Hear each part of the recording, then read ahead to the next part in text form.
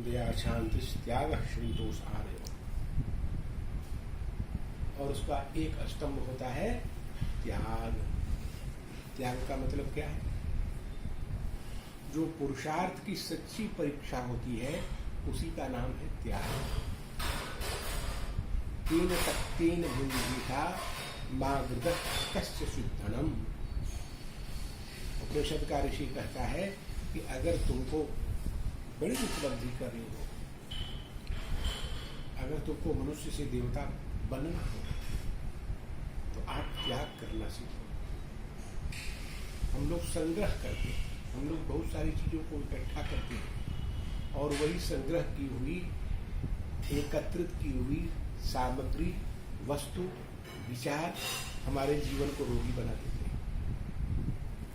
इसलिए हमारे यहाँ संग्रह की महत्ता नहीं है, हमारे यहाँ त्याग की महत्ता है। दुनिया में जिन लोगों ने बड़े बड़े काम किए, चाहे वो संगीत के क्षेत्र में हो, चाहे वो साहित्य के क्षेत्र में हो, चाहे वो किसी क्रीड़ा, किसी स्पोर्ट्स के क्षेत्र में हो, उन लोगों ने, चाहे वो राजनीति के क्षेत्र में हो, चाहे व्यापार के क्षेत्र में हो, चाहे विद्या के क्षेत्र में हो, उन्नति उन्हीं लोगों ने की है जिन लोगों ने अपनी कला को, अपनी विद्या को, अपने व्यापार को के लिए अपने समय का त्याग किया। तो शुभ कर्मों के लिए अपने समय का त्याग करना, उसके लिए कोई बहाना नहीं बनाना।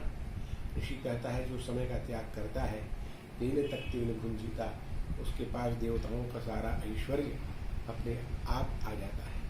हम लोग धन के त्याग को महत्ता देते हैं, लेकिन हमारे यहाँ धन के त्याग की महत्ता नहीं है, हमारे यहाँ समय के त्याग की महत्ता है।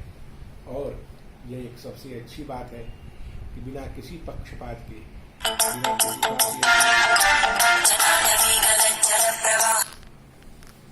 बिना किसी पक्षपात के भगवान ने सबको 24 आवर्स दिए, एक चीटी से लेकर के और राष्ट्रपति तक के पास 24 आवर्स है।